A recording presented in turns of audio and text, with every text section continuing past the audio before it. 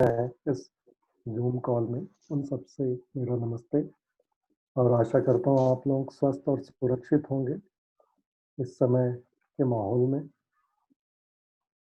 तो मैं ज़्यादा समय ना लेकर अपना जो टॉपिक है वो शुरू करना चाहूँगा और उसके पहले जैसे मैं हर बार आप सबसे निवेदन करता हूँ कि हम इस जो भी वार्तालाप या जो भी प्रवचन है उसको हम कैसे उपयोग बनाएँ। तो सबसे पहले होता है कि हम अपनी मनःस्थिति को स्थिर करें, मनःस्थिति को बनाएँ ताकि जो भी मैं बताऊँ उसको आप ध्यान से सुन पाएँ और उसका लाभ उठा पाएँ। तो मैं आप सब लोगों से अनुरोध करूँगा जहाँ भी आप बैठे हैं अपने घर पे या परिवार में, तो हम एक आप सब लोग आँख बंद करके गायत्री मंत्र मेरे साथ दोहराएँगे ताकि आप अपनी मन स्थिति को थोड़ा स्थिर कर पाएँ। ॐ भूर्भुवः स्वः तत्सवितुर्वरेण्यं भर्गो देवस्य धीमहि धियो यो नः प्रचोदयात्। तो जैसे कि मैंने श्रृंखला चालू की थी काफ़ी समय पहले, तो जिसमें मैं मन के बारे में बहुत सारे विषयों को और टॉपिक को कवर करता जा रहा हूँ। जितना मेरा स्वाध्याय है, जितना मेरा सामर्थ्य है, जितनी मेरी समझ है, इन सबको सुनकर, पढ़कर, सत्संग करके जितना मैं समझ पाया हूँ, उसको मैं सरल भाषा में आप लोगों के सामने प्रस्तुत करने की कोशिश कर रहा हूँ काफ़ी दिनों से। क्योंकि ये विषय बहुत ही कॉम्प्लेक्स है, बहुत ही मुश्किल है, बहुत ही सूक्ष्म है। तो इसमें भाषा का सरल होना और कैसे इसको सरलता से समझाया जाए, ये बहुत ही कठिन काम है। और उस कठिन काम को ही मैं करने के लिए यहाँ पे अग्रसर हुआ हूँ, कि जो भी मैं समझ पाऊँ क्योंकि मैं अभी इतना ज्ञानी तो नहीं हूँ, जितना मेरी समझ जो मैं पढ़ता हूँ, सुनता हूँ प्रवचन सुनता हूँ ऋषियों के स्वामियों के, कितनी मेरी समझ बन पाई है, तो डेफ़िनेटली ये ज्ञान मेरा तो नहीं है, जैसे हम सब जानते हैं, ये ज्ञान वेदों का है। मैं तो बस एक साधन हूँ जिसके जो मैं इसको प्रस्तुत कर पा रहा हूँ। मैं कितनी सरलता से प्रस्तुत कर पा रहा हूँ, ये तो आप ही बता पाएँगे, लेकिन मेरा प्रयास ज़रूर है कि मैं इसको कितने सरल तरीके से आप लोगों के सामने प्रस्तुत कर पाऊँ। तो सबसे पहले जो हमने समझना चाहा था ये है हम जो भी हम कम काम मतलब सृष्टि रचना को समझना चाहा था और सृष्टि रचना में सब बड़ा जो वो है शरीर रचना। हमें इस मनुष्य योनि में जन्म मिला है और ये शरीर हमारा एक साधन है और ये साधन ईश्वर ने हमें 2 प्रयोजन से दिया है और ये ईश्वर का प्रयोजन नहीं है, ये हमारी आत्मा का, जीवात्मा का ही प्रयोजन है और ये 2 प्रयोजन वेदों में इनका प्रस्तुति की गई है, उसे कहा गया है, ये भोग के लिए है और ये अपवर्ग के लिए है। तो क्योंकि हम आर्य जन हैं और हम वैदिक परंपरा को मानते हैं, तो हम पुनर्जन्म में विश्वास रखते हैं और उसका पूरा तथ्य है, उसकी पूरी यथार्थ ज्ञान है। तो जो भी हमें ये शरीर मिला है, हमारे कर्मों के कारण मिला है, तो जो भी कर्म हमने पिछले जन्मों में किए हैं, तो उनका तो भोग हमें भोगना ही पड़ेगा और वो भोग आत्मा कैसे भोगेगी, वो इस शरीर के द्वारा ही भोगती है। तो ये जो शरीर की रचना है, इस 3 लेवल हैं, 3 ये हमारे इसमें 3 शरीर हैं, अगर हम इसको और भी सरलता से समझना चाहें। एक तो स्थूल शरीर है, एक सूक्ष्म शरीर है और एक कारण शरीर है। तो मेरा जो भी अभी तक का प्रवचन पिछले कुछ दिनों से चल रहा है, वो मैं सूक्ष्म शरीर के बारे में कर रहा हूँ, जिसे हम अंतःकरण भी कहते हैं, क्योंकि ये हमारे आत्मा के सबसे निकट होता है। तो इसे हम अंतःकरण भी कहते हैं और बाकी जो स्थूल शरीर का जो विषय है, वो आयुर्वेद में बहुत विस्तार से कवर किया गया है। तो मुझे तो आयुर्वेद का इतना ज्ञान नहीं है। तो अगर हमें उस अपने स्थूल शरीर के बारे में जानना है, हमें उस शरीर को कैसे स्वस्थ रखना है, कैसे उसको उपयोग करना है, तो आयुर्वेद का अगर हम स्वाध्याय करें, तो हम उसके बारे में बहुत कुछ जान सकते हैं। लेकिन ये विषय जो मैं लेकर चल रहा हूँ कुछ दिनों से, सूक्ष्म शरीर है, अंतःकरण है। तो इसके बारे में बहुत सारे शास्त्र हैं। मुख्यतः दर्शन शास्त्र इसके बारे में, और उसमें भी मुख्यतः योग दर्शन इस बारे में बहुत ही प्रामाणिक, बहुत ही प्रायोगिक दर्शन है, जिसमें सब तरह से इस मन और अंतःकरण के बारे में बताया गया है कि प्रयोजन, उपभोग का प्रयोजन है, उसको हम कैसे इस मन के द्वारा, इस अंतःकरण के द्वारा प्राप्त कर सकते हैं। पूरा स्टेप बाय स्टेप विधान दिया हुआ है इसमें, पूरे प्रावधान है कि कैसे हम इसको यूज़ कर पाएँ और कैसे हम इसका प्रयोग करें, ताकि हम अपने जो लक्ष्य है, हमारा जो मनुष्य का लक्ष्य, ना कि ईश्वर का लक्ष्य, अपवर्ग का, हम उसे प्राप्त कर पाएँ।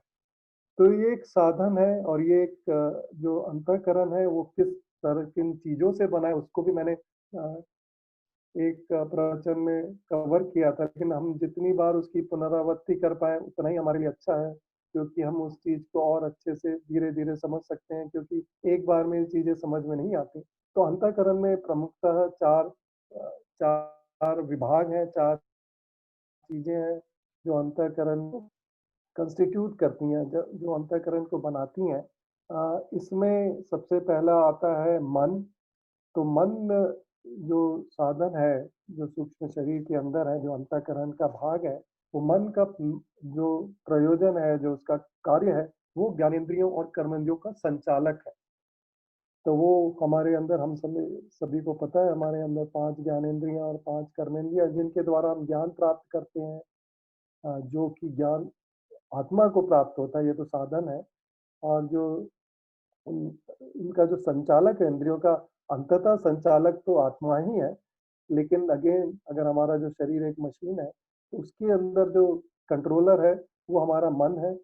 वो हमारी ज्ञानेंद्रियों और कर्मेंद्रियों को संचालित करता है कि आत्मा की इच्छा के अनुसार, और साथ ही वो संकल्प और विकल्प भी करता है। जो भी हम कर्म करते हैं, जो भी हम निर्णय लेते हैं, जो भी हम करने का, वो भी मन ही संकल्प करता है। तो ये एक एक भाग है, मन एक भाग है हमारा अंतःकरण का। इसमें 4 भाग, जैसे मैंने बताया, अंतःकरण में है। दूसरा भाग चित्त का है। चित्त का भाग भी एक्चुअली मन का ही एक विभाग कहा जाता है। इसलिए बहुत सारे शास्त्रों में आपको चित्त और मन एक जैसे ही, और उनको एक ही तरह से इस्तेमाल किया जाता है, लेकिन अंतःकरण में चित्त का जो प्रयोजन या काम काफ़ी प्रमुख है, इसलिए इसको अलग भी अंतःकरण में इसकी विशेषता बताई गई है, क्योंकि हमारा जितना भी ज्ञान है, जो हम स्टोर करते हैं, वो संस्कार के रूप में करते हैं, जो हमारे शरीर में, हमारे सूक्ष्म शरीर में, वो चित्त में होता है। तो चित्त के 2 काम हैं, एक तो इन जो भी हमारी जो संस्कार इसमें स्टोर होते हैं, उनको उद्वेग पैदा करना, उनको जगाना, और उनको स्टोर भी करके रखना। तो ये जो दूसरा भाग है हमारे अंतःकरण का, चित्त, इसका ये काम है। इसके अलावा हमारे अंतःकरण में बुद्धि है। तो बुद्धि, जैसे हम उसे महातत्व भी कहते हैं, जो सबसे पहले जो सृष्टि से बनी है, सृष्टि का सबसे पहला जो भाग बना, जो कि सत्व रज तम से ही बना है, तो वो है बुद्धि। तो बुद्धि के भी 2 काम है, एक तो हमें तर्क के द्वारा हमें ज्ञान को प्राप्त करना, विवेक को प्राप्त करना। तो हमारे जो जितने भी चित्त में जितने भी संस्कार हैं, उनको एनालाइज़ करके क्या सच है, क्या झूठ है, ये बुद्धि ही पता करती है। तो ये बुद्धि का मेन मुख्य काम है, लेकिन उसके अलावा बुद्धि क्या करती है कि जो भी चीज़ हम सच जान पाते हैं, अपना विवेक जान पाते हैं संस्कारों से, जो हमारे अंदर है चित्त में, उनके ऊपर वो श्रद्धा भी पैदा करती है। क्योंकि अगर हम देखें, अगर हमें सिर्फ़ चीज़ पता है, और जब तक हमारे अंदर उस सत्य के बारे में श्रद्धा नहीं है, हम उसको व्यवहार में नहीं ला पाते। तो बुद्धि वो काम भी करती है कि हमें उस सच और विवेक जो भी वो प्राप्त करती है, संस्कार के अध्ययन से या एनालिसिस से, उसके ऊपर वो विश्वास भी पैदा करती है, ताकि हम उस तरह से काम भी कर पाएँ। और जो चौथा भाग है अंतःकरण का, वो है अहंकार। तो अहंकार भी एक तत्व है। अगर आपको पता है, महतत्व के बाद अहंकार ही बनता है, और अहंकार से ही मन और बाकी सारी इंद्रियां भी बनती हैं। तो अहंकार हमें एक एहसास दिलाता है मेरेपन का, तेरेपन का और ममता का, क्योंकि आत्मा में ये भी गुण नहीं है कि वो ये भी पता कर पाए कि मैं हूँ। तो ये मैं हूँ का एहसास भी बहुत ज़रूरी है और यही हमें आपसे और हमसे एक-दूसरे से अलग भी करता है। तो ये अहंकार अंतःकरण के अंदर ही है। तो ये 4 विभाग और 4 भाग है अंतःकरण के और जो भी हमारा जो प्रयोजन जो ईश्वर ने और हमारा जो प्रयोजन है उपवर्ग और इसका भोग का, ये हमारी सारे शरीर की सामर्थ्य पे निर्भर करता है। तो आप देखेंगे जो भी हम भोग भोगते हैं, अगर हमारा शरीर सामर्थ्य है, तो हम उस भोग को अच्छे से भोग पाते हैं। कि अगर आपको बहुत अच्छा घर बना हुआ है, आपके घर पे एसी है, सारे बहुत अच्छे गद्दे हैं, लेकिन आपका शरीर अच्छा नहीं है, आपका तो वो उन भोगों का आपको कोई लाभ नहीं मिलेगा।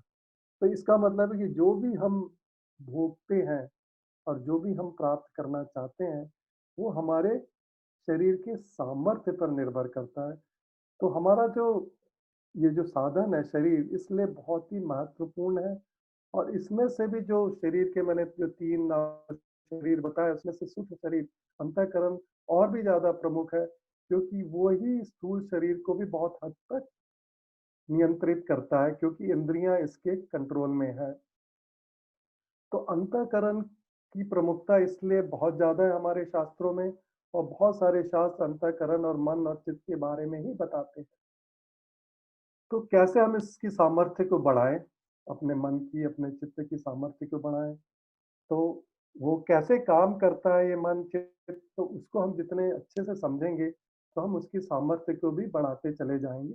और उसकी सामर्थ्य को बढ़ाने की कई अवस्थाएँ मतलब उससे हमें कैसे पता चलता है कि हमारी सामर्थ्य बढ़ गई है या बढ़ रही है, तो वो भी हमारे चित्त की अलग-अलग अवस्थाओं के हिसाब से हमें पता चलता है कि हमारी अभी सामर्थ्य किस स्तर पर है। तो जैसे कि मैंने पिछले कुछ प्रवचनों में इसको एक्सप्लेन भी किया था कि हमारी जो चित्त की अवस्थाएँ होती हैं, 4 अवस्थाएँ होती हैं 4 नहीं 5 अवस्थाएँ होती हैं। क्षिप्त, मूढ़ावस्था, विक्षिप्त, एकाग्र और निरुद्ध अवस्था। तो ये कुछ नहीं हमारी चित्त की और हमारे सूक्ष्म शरीर की सामर्थ्य को भी बताती हैं। अगर हमारा जो सामर्थ्य बहुत ही लो लेवल का है, तो हमारा जो मन है उसकी अवस्था चित्त लेवल पे रहेगी, चित्त के स्तर पर है। पर जैसे-जैसे हमारी सामर्थ्य बढ़ती जाती है, अगर आपको व्यवहार में आप देखेंगे भी, जब आपके चित्त हालाँकि हम जिसे एकाग्र अवस्था कहते हैं, हालाँकि वो योग के उसमें कही जाती है और बहुत ही ऊँची अवस्था होती है। अगर हमारा चित्त एकाग्र अवस्था में होता है, तो हमारी सामर्थ्य सबसे ज़्यादा होती है। हम कुछ भी कर्म बहुत आसानी से कर पाते हैं, क्योंकि हमारी जो चित्त की अवस्था बहुत ही सामर्थ्यवान होती है, एकाग्र होती है। तो इसी तरह आप देखेंगे कि जैसे-जैसे हमारी सामर्थ्य बढ़ती जाती है, हमारा जो शरीर है उसमें असीम सामर्थ्यता है। उसको हम कैसे रियलाइज़ करें, इसीलिए पूरा ज्ञान है, इसीलिए पूरा ये शास्त्र है। तो कैसे हम उस अवस्थाओं को आइडेंटिफ़ाई कर सकते हैं, तो मैंने बताया मन का जिस भी अवस्था में हम अपने आप को अगर चित्त अवस्था है तो बहुत चंचल है, मूढ़ अवस्था है तो हम मूढ़ जैसे अगर व्यवहार कर रहे हैं, विक्षिप्त अवस्था में हम थोड़े से कंट्रोल वे में रहते हैं, हमें एकाग्रता भी आती है और कभी नहीं भी आती है। और एकाग्र अवस्था में हम बहुत लंबे समय तक एकाग्र अवस्था तो ये हमारी क्षमता है, हमारी सामर्थ्य है कि जैसे-जैसे हम उस अवस्था में पहुँचते जाते हैं, हमारी सामर्थ्य बढ़ती चली जाती है। और उस सामर्थ्य से हमारा सारा काम आसान होता चला जाता है और हमारा जो लक्ष्य है उपवर्ग का भी आसान होता चला जाता है। और हम जैसे निरुद्धावस्था में पहुँचते हैं, हमारी आत्मा को परमात्मा का भी ज्ञान हो जाता है। तो ये सामर्थ्य को इसलिए ये साधन मिला है नहीं तो शरीर आत्मा को शरीर की क्या ज़रूरत है? अगर आत्मा ही इतना सामर्थ्यवान होता तो ईश्वर हमें शरीर ना देता। ईश्वर ने हमें शरीर इसीलिए दिया है कि आत्मा की सामर्थ्य को इतना बढ़ाया जा पाए, इतना बढ़ाया जा पाए कि आत्मा परमात्मा से मिल पाए, प्राप्त कर पाए। तो हमें इस शरीर को इसी तरह से उपयोग करना है, इसी तरह से इस्तेमाल करना है। तो जैसे-जैसे हमें इसका ज्ञान बढ़ता जाएगा, हम उसको उतने अच्छे से उपयोग कर पाएँगे और अपने सामर्थ्य को बढ़ाते जाएँगे और अब जैसे-जैसे हम अपने सामर्थ्य को बढ़ाते जाएँगे, हम अपने लक्ष्य की ओर बहुत तेज़ी से बढ़ते चले जाएँगे। तो अब ये अगर हम ये समझना चाहें कि ये जो अवस्थाएँ हैं, जो हमारे चित्त की अलग-अलग अवस्थाएँ हम उनको कैसे प्राप्त करते हैं? तो उसको प्राप्त करने का जो विधि है वो भी है कि हम जो हमारा जो चित्त है हमें हर वक़्त हमें ज्ञान देता है। अभी भी आप जो बैठे हैं, स्क्रीन के सामने बैठे हैं, मुझे देख रहे हैं, आपको कुछ न कुछ ज्ञान हो रहा है।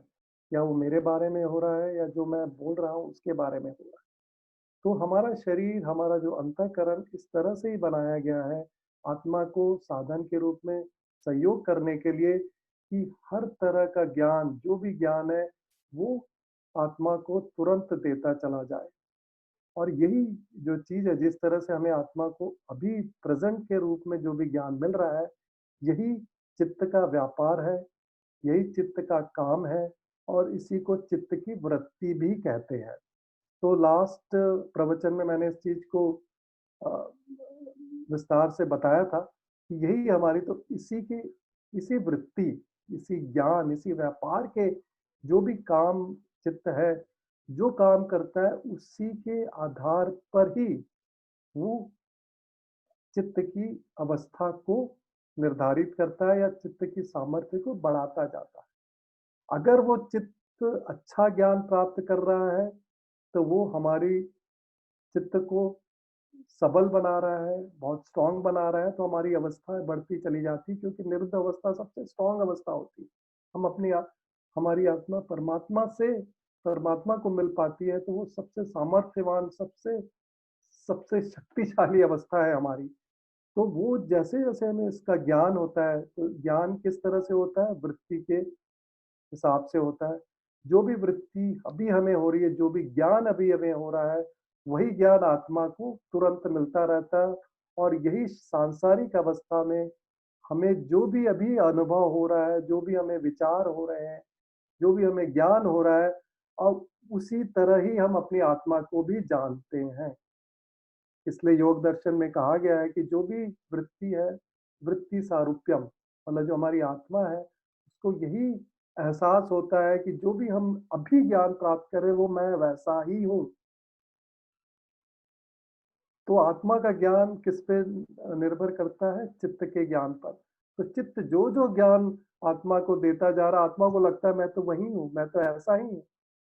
और वो अवस्था हमारी बनी रहती है जब तक हम जब इस तक अवस्था में रहते हैं, तो हम सांसारिक अवस्था में रहते हैं, जो विक्षिप्त तक की अवस्था को हम सांसारिक अवस्था कह सकते हैं।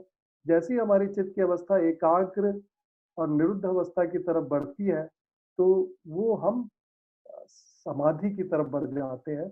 संप्रज्ञात और असंप्रज्ञात समाधि की तरफ तो हमारा सामर्थ्य बहुत ज़्यादा बढ़ जाता है और हम सांसारिक अवस्थाओं से ऊपर उठ जाते हैं।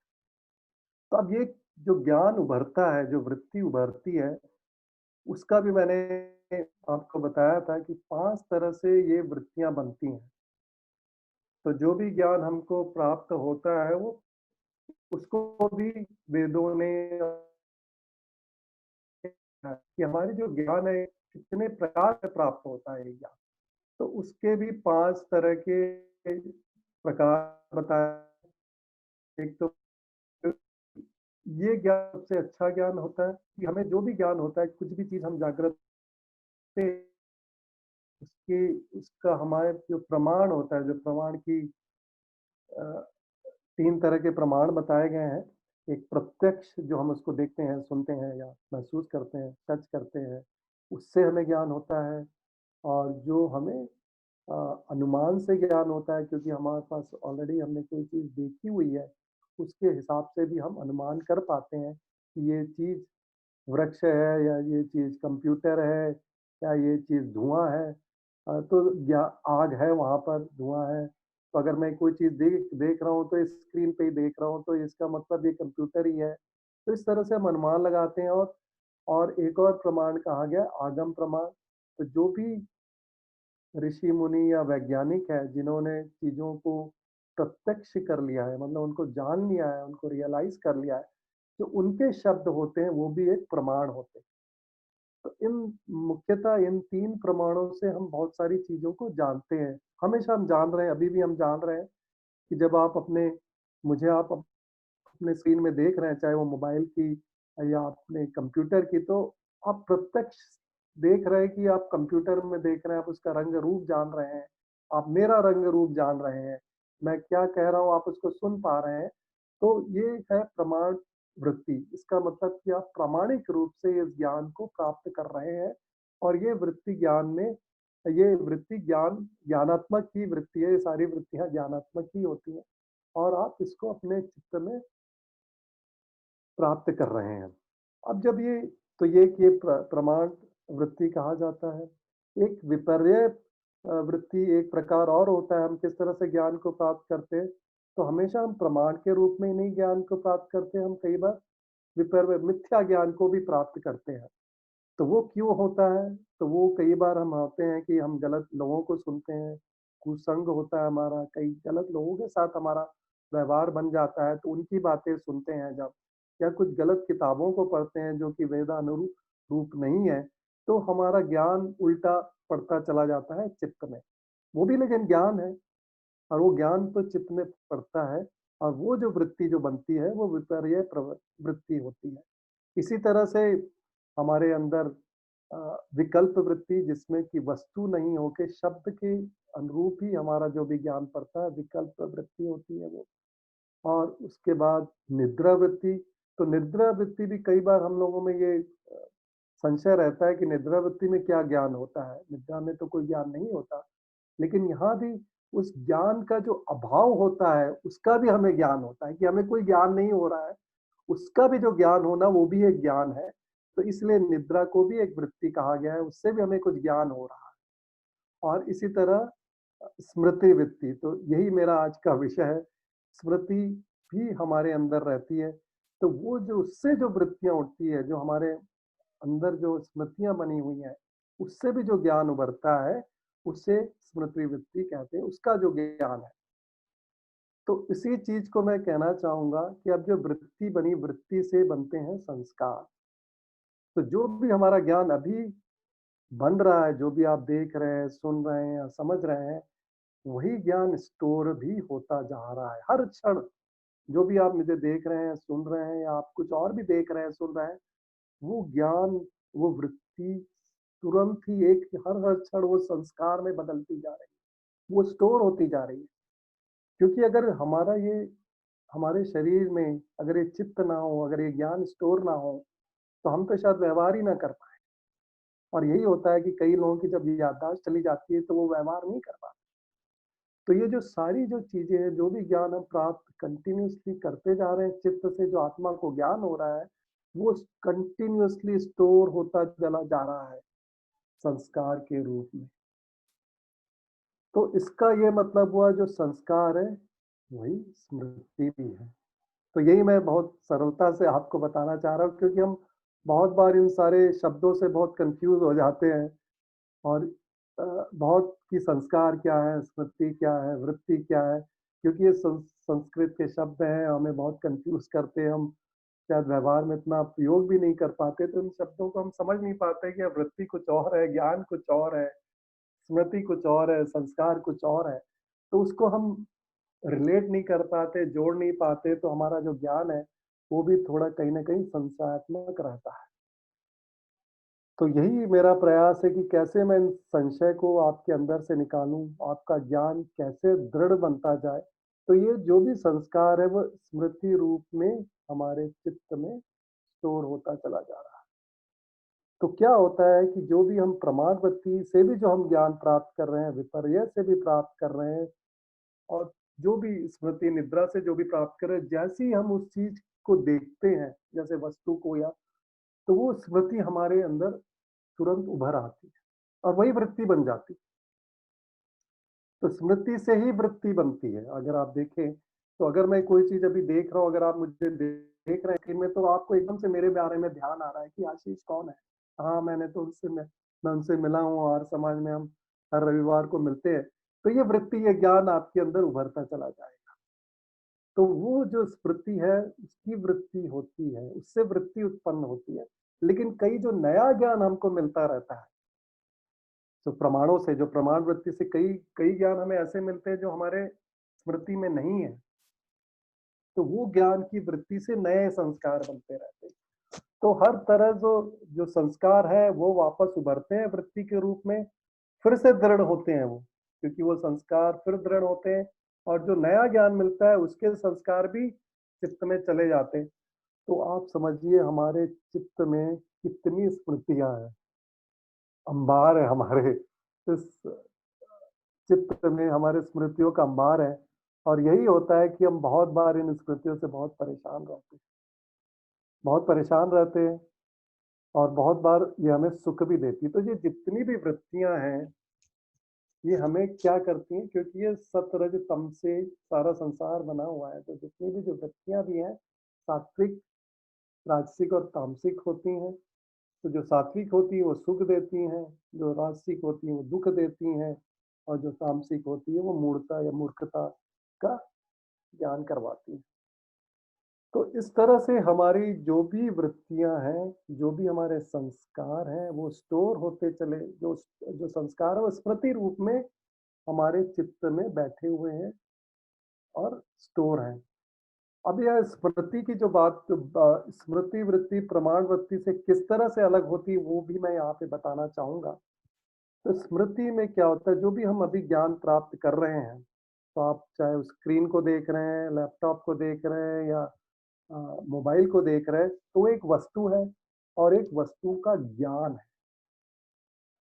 तो जब भी हम नया ज्ञान प्राप्त करते हैं या जब जागरूकता में आप देखते हैं, तो उस समय हमारे जो ज्ञान का जो हमारी जो वृत्ति है उसमें दो चीज़ों का ज्ञान हमारे अंदर जा रहा है। एक है वस्तु का ज्ञान, ये मोबाइल का, उस लैपटॉप का, जिसका भी ज्ञान है और उसका भी मतलब उसका चित्र हमारे अंदर जा रहा है और उसके बारे में ज्ञान जो है वो भी हमारे अंदर जा रहा है।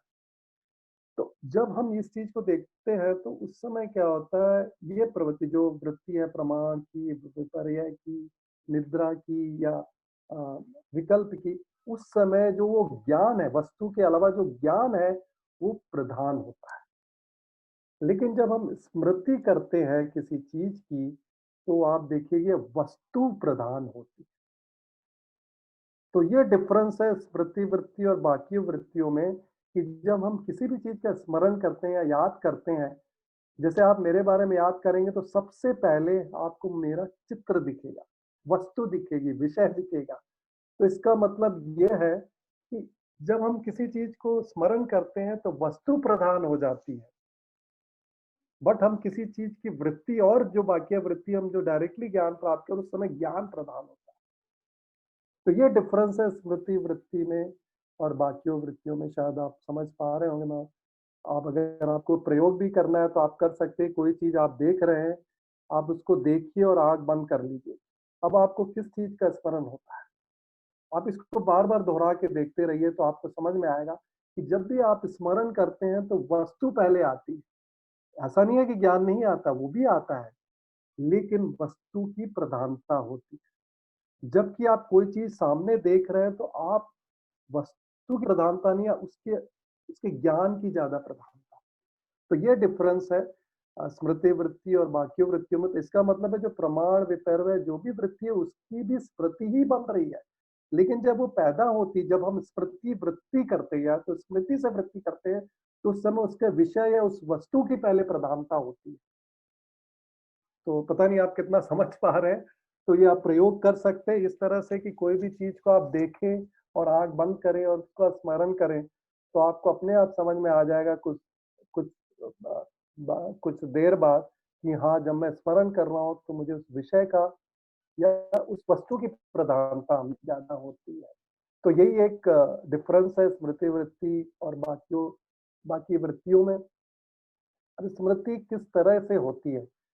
तो एक तो वृत्ति स्मृति जो हमारी होती है, जैसे मैंने कहा, जो भी संस्कार हैं, जो भी हम जागृत अवस्था में जो भी हम देखते हैं, सुनते हैं, उनका जो संस्कार बना है, उसकी तो स्मृति होती ही है। लेकिन कई तो वो यथार्थ है, वो वास्तविक ज्ञान है क्योंकि हमने इस चीज़ को देखा है, इसके संस्कार पढ़े हैं, इसका अनुभव किया है, इसको जाना है, तो वो यथार्थ ज्ञान है। तो हम वास्तविक ज्ञान है, यथार्थ भी क्या कहूँ, यथार्थ का भी बहुत मायने होते हैं। तो जो वास्तविक ज्ञान है, जो सच जिस तरह से हमने देखा है, सुना है, उसका ज्ञान उभरता है, तो वो एक स्मृति वैसी होती है। एक स्मृति थोड़ी काल्पनिक भी होती है। कि कल्पना, क्योंकि वो चीज़ शायद हुई नहीं, ना हमने देखी है, ना सुनी है, लेकिन वो भी हमें स्मृति में होती है, काल्पनिक होती है।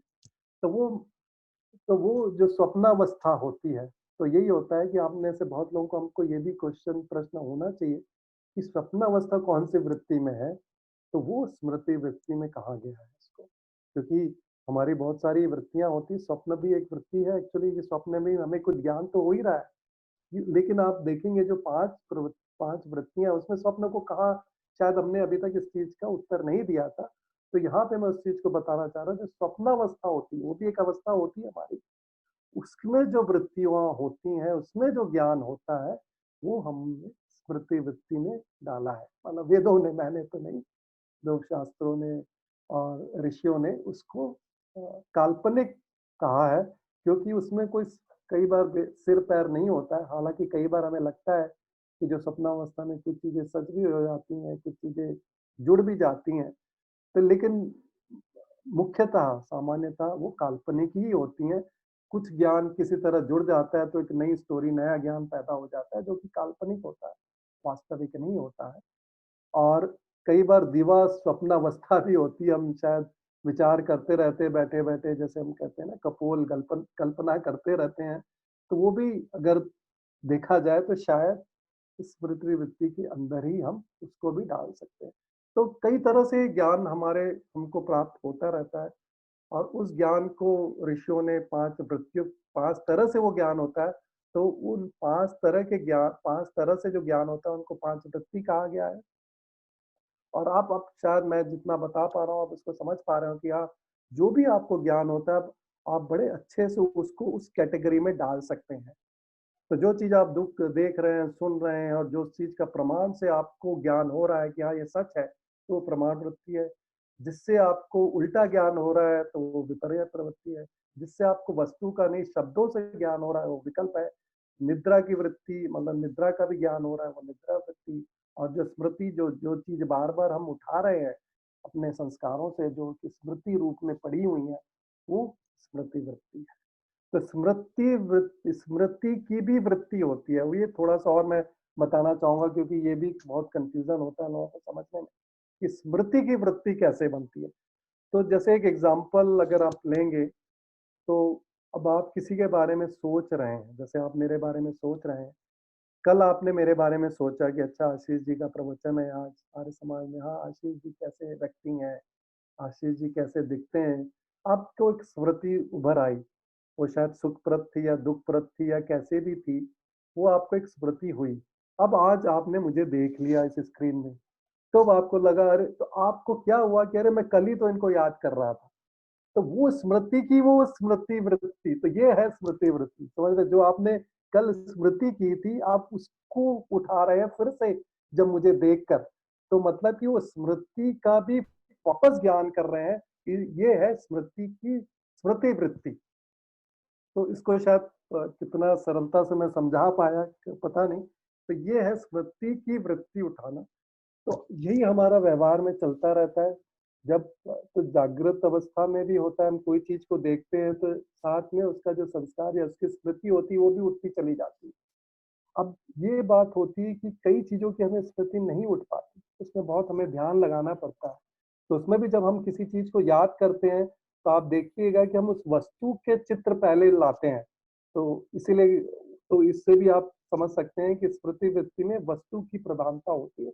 कि आप एक बार याद, भोपाल, भोपाल या बैंगलोर, बैंगलोर, आप पहले वो याद करते हैं, वो विषय को याद करते हैं या उसका चित्र लाते हैं, फिर उसके बारे में याद आता है। तो तो कई बार ऐसा क्यों होता है कि हमारी जो वृत्तियाँ, जो स्मृति है, बहुत कमज़ोर होती है, और कई स्मृतियाँ बहुत स्ट्रॉन्ग होती हैं। तो इसका सीधा-सा संबंध है, जो संस्कार हमारे दृढ़ होते हैं, वो बड़ी आसानी से उभर आते हैं।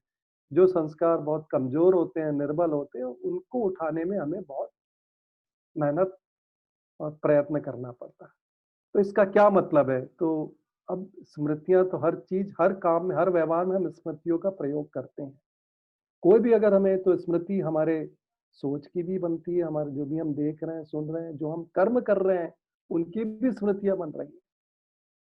तो इसलिए जब भी आप दोबारा वो काम करते हैं, तो उसकी स्मृति फिर से उभर आती है। और अगर वो सुख रूपी स्मृति होती है, तो आप उसको बार-बार उठाना चाहते हैं। यही होता है, जो भी सुख रूपी जो जो स्मृतियाँ, जो यादें आपको सुख देती हैं, आप उसको बार-बार याद करना चाहते हैं और जो यादें दुःख देना चाहती हैं, उसको आप नहीं याद करना। और यहीं से अगर आप देखेंगे जो स्मृति वृत्ति है, स्मृति जो है, वही हमारे कई बीमारियों की जड़ भी है और कई बीमारियों का उपाय भी। जो डिप्रेशन, एंग्ज़ायटी और ये सब चीज़ें जो हम बोलते हैं, वो क्या होता है कि हम जो नेगेटिव जो स्मृति है, उनको बार-बार उभारते हैं और जितनी बार उभारते हैं, उतनी नई-नई स्मृति और बनती चली जाती है। वो संस्कार और स्मृति दृढ़ होते चले जाते हैं क्योंकि हम बार-बार उन्हीं चीज़ों को याद करते जाते हैं। जैसे मैं कहूँ कि आज के समय में अब कोरोना महामारी की जो इतनी दशा चल रही है, हम हर समय उसी के बारे में सोचते रहते हैं, तो बहुत बुरा हो रहा है दुनिया के लिए। ये तो बहुत लोग मर रहे हैं, बहुत अब इसी चीज़ की बार-बार स्मृति भी कर रहे हैं हम। उसको कैसे कर रहे हैं, हम उसी की न्यूज़ पढ़ रहे हैं, उसी के बारे में सुन रहे हैं। ये नहीं देख रहे कि हम उसको अपने आप को बचा कैसे सकते हैं, अपने आप को सुरक्षित भले हम उससे क्या हो रहा है, तो हमारे क्या संस्कार, क्या हमारी स्मृति बनती जा रही है डर की।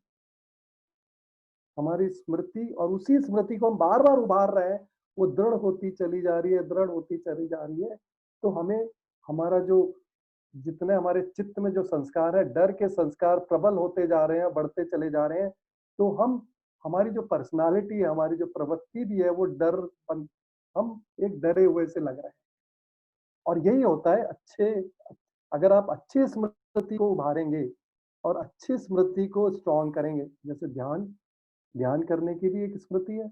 अगर आप स्मृति नहीं है ध्यान करने की, कैसे ध्यान करना है, उसको याद करना पड़ता है, उसको कैसे इस चीज़ को करना है, उसको आप बार-बार याद करें, बार-बार अपने मन में रिपीट करें, तो आपको ध्यान करने की वृत्ति बनेगी, ध्यान की स्मृति बनेगी, ध्यान के संस्कार दृढ़ होते चले जाएँगे। और जो ध्यान के संस्कार हैं, वो बड़े पॉज़िटिव संस्कार हैं, बड़े पॉज़िटिव स्मृति है। उनको बार-बार, बार-बार अगर आप याद करेंगे, तो आपका मन स्ट्रॉन्ग बनता चला जाएगा क्योंकि उसमें स्ट्रॉन्ग संस्कार बढ़ते जा रहे हैं, स्ट्रॉन्ग बनते जा रहे हैं, जो भी संस्कार जो हैं, हिम्मत के संस्कार या ज्ञान के संस्कार बढ़ते चले जा रहे हैं और इन्हीं संस्कारों के रूप में ही हमारी प्रवृत्ति बनती है। अगर हमारे अंदर ब्राह्मण वृत्ति वाले संस्कार ज़्यादा है, तो हमारा व्यवहार भी ब्राह्मण जैसा होता है और अगर हमारे अंदर जो वृत्ति संस्कार क्षत्रिय वाले होते हैं, तो हमारा व्यवहार क्षत्रिय जैसा होता है। तो ये जो सारा का सारा जो इंटरलिंक्ड है, वो अगर आप समझ पा रहे हैं तो मतलब ये हमारी सोच को कैसे प्रभावित करता है। बार-बार हम उसी चीज़ को सोचेंगे, तो वैसे ही हमारे संस्कार बनेंगे और वो संस्कार दृढ़ होते चले जाएँगे। तो ये हमारे ऊपर है कि हम जो स्मृतियाँ हैं, जो हमारी हैं, कैसे हम पहले तो अच्छी स्मृतियाँ बनाएँ, अच्छे संस्कार बनाएँ और उनको वापस बार-बार उभारें।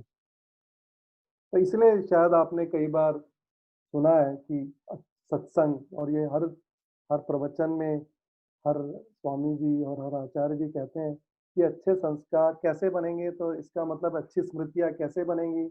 तो आप अच्छे लोगों से बातें करेंगे, ज्ञानी लोगों से बातें करेंगे, अच्छी बातें सुनेंगे, तो अच्छी स्मृति बनेगी। अच्छे काम करेंगे, अच्छी स्मृति बनेगी, ठीक है? जो भी जो भी अच्छी चीज़ें हैं, जो आप करेंगे, सुनेंगे, देखेंगे, पढ़ेंगे, स्वाध्याय करेंगे, तो उसी की स्मृति बनती जाएगी और उसी को बार-बार आप स्मृति करते रहें। इसकी स्मृति बार-बार उभारते रहें, तो वो जो स्मृति भी स्ट्रॉन्ग होगी और वो संस्कार क्योंकि स्मृति वही स्ट्रॉन्ग होते चले जाएँगे और वही अपने आपके व्यवहार को प्रभावित करते चले जाएँगे और वही आपकी अवस्था को एकाग्र अवस्था और निरुद्धावस्था तक ले जा सकते हैं आपके चित्त को। तो मेरा ये कहने का था कि जिस तरह से हम अपने स्मृति को उत्पन्न करेंगे, जिस तरह से हम अपनी स्मृति को बनाएँगे और जिस तरह से हम उस स्मृति को वापस वापस उसको स्मृति करेंगे, बार-बार स्मृति करेंगे अच्छी चीज़ों को, तो हम अच्छे बनेंगे, हम स्ट्रॉन्ग बनेंगे, सबल बनेंगे और इसी तरह से हमारा सामर्थ्य बढ़ता चला जाएगा। और इसी को अगर हम उल्टे तरीके से देखें, अगर हम गलत स्मृति करेंगे, गलत चीज़ों की स्मृति करेंगे, गलत ज्ञान को बढ़ाएँगे, तो वैसे ही हमारा मन में गलत-गलत स्मृतियाँ बनेंगी और हम नेगेटिव विचारधारा में चले जाएँगे अपनी सोच भी हमारी नेगेटिव बनती चली जाएगी। तो ये स्मृतियों का जो उपयोग है, ये मैं बताना चाह रहा था। तो दोनों तरह से है, तो अ, ये हम हमारे आत्मा के ऊपर है, ये जो सारा का सारा ज्ञान जो है, वो तो आत्मा को ही है। वो आत्मा कैसे प्रेरणा देता है, आत्मा कैसे अपनी इच्छा से अच्छे संस्कारों को पैदा करने की इच्छा रखता है, तो वो इच्छा भी आत्मा तभी करता है जिसमें अगर हमारे मन में, चित्त में ज़्यादा अच्छे संस्कार होंगे, तो आत्मा की इच्छा भी और अच्छे संस्कारों को बढ़ाने की होगी। और अगर हमारी चित्त में बुरे संस्कार होंगे, तो हमारी आत्मा की भी इच्छा बुरे संस्कारों को, क्योंकि वही देख रहा है तो उसी को बढ़ाने की होगी। तो ये बहुत इम्पोर्टेंट है कि हम अपनी जो स्मृतियाँ हैं, उसको कैसे बनाएँ, बहुत ही ध्यानपूर्वक स्मृतियों को बनाएँ और बहुत अच्छे से बनाएँ। तो इसमें ये भी एक बहुत वो है कि जो भी हम अच्छी स्मृतियाँ हैं, जो भी हम कर्म करते हैं, जो भी हम पढ़ते हैं, उसको बड़े ध्यानपूर्वक पढ़ें, ध्यानपूर्वक सुनें, ध्यानपूर्वक मनन करें, तो आपकी वो स्मृतियाँ भी अच्छी बनेगी और जो स्मृतियाँ वही जो बनेगी, जो संस्कार बनेंगे, जो ज्ञान वृत्तियाँ हैं, उसी से स्मृतियाँ, उसी से वही संस्कार है हमारे, वो अच्छे बनते चले जाएँगे और उससे क्या होगा, एक हम ऊँची अवस्था को प्राप्त करते जाएँगे। तो इसमें हम बहुत आसानी से जो भी हम लक्ष्य, हो सकता है हमारा सांसारिक लक्ष्य हो, अगर हम उपवर्ग भी हमारा लक्ष्य नहीं है अभी, लेकिन जो भी हमारा लक्ष्य हो, उसके हिसाब से हम अपनी स्मृतियों को बनाते जाएँगे, तो हमारे उस लक्ष्य को प्राप्त करने में बहुत आसानी होगी।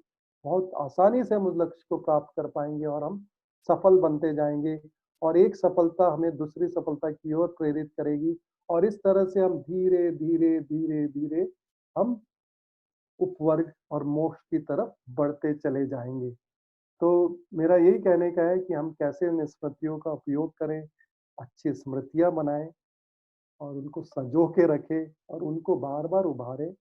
तो स्मृतियाँ कुछ नहीं, संस्कार ही हैं, तो अच्छे ज्ञान को प्राप्त करें, अच्छे ज्ञान को सँजो कर रखें, अच्छे से ज्ञान प्राप्त करें, उसको दृढ़ करें, स्थिर करें और उसको बार-बार उभारें। तो अगर हम, कई बार ये होता है कि शरीर से हमारी सामर्थ्य कमज़ोर है, हम वीक हैं, हम कर नहीं पा रहे हैं, लेकिन फिर भी हम संस्कार तो अच्छे बना रहे हैं। जिस भी दिन हमारी शरीर अच्छा होगा या कुछ होगा, तो हम अच्छे अच्छे कर्म ही करेंगे। तो ये आप सबको शायद पता है, अगर हमारे संस्कार हैं, मैंने पिछले बार मैंने कहा, जैसे संस्कार है वैसे ही हम कर्म करेंगे। तो पहला ये है कि हम अच्छे संस्कार, अच्छी स्मृतियाँ बनाएँ और अपने मन को सुदृढ़, सबल बनाते चले जाएँ, तो जो भी हम कर्म करेंगे, अच्छा कर्म करेंगे और अपने लक्ष्य को बहुत आसानी से प्राप्त करते चले जाएँ। हाँ, तो यहाँ पे मेरे ख़्याल से नरेंद्र जी ने एक क्वेश्चन भी पूछा, तो मैं इसको भी कर लेता। पिछले जन्मों के संस्कार होते हैं, जो स्मरण होते हैं। हाँ, तो इसमें भी एक चीज़ है कि जो भी स्मृति होती है, उसके लिए एक आलंबन होता है। तो ये बहुत बड़ा प्रश्न हमेशा बना रहता है कि अगर हमारे संस्कार या स्मृतियाँ पिछले जन्मों की स्मृतियाँ हैं, तो हमें पिछले जन्मों के कुछ याद क्यों नहीं आते? कुछ भी चीज़ें या घटनाएँ याद क्यों नहीं आती?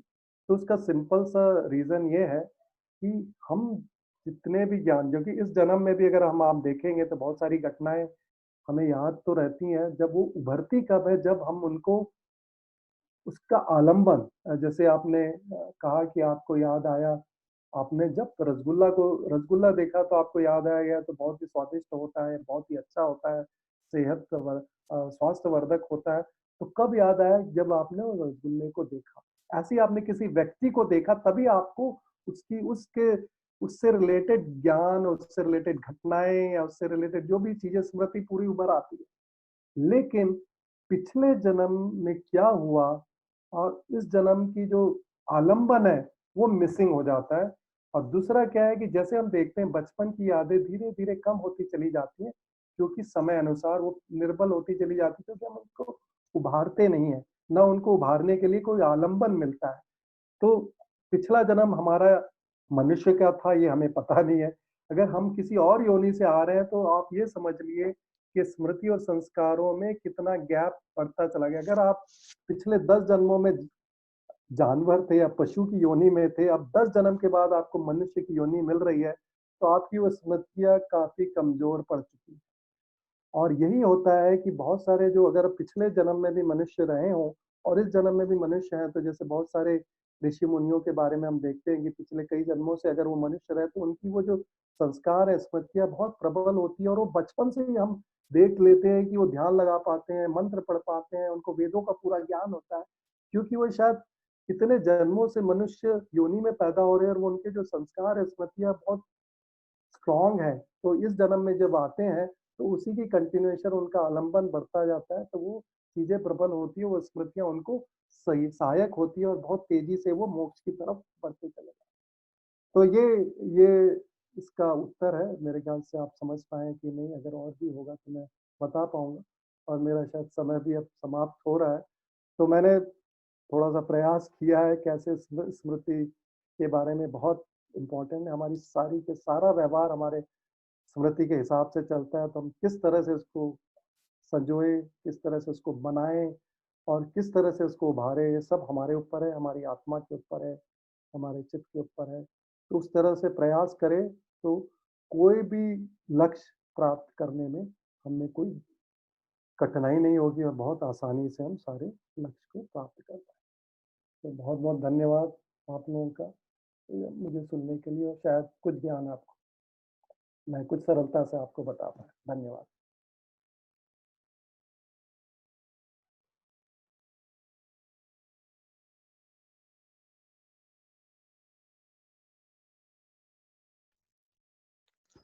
ओम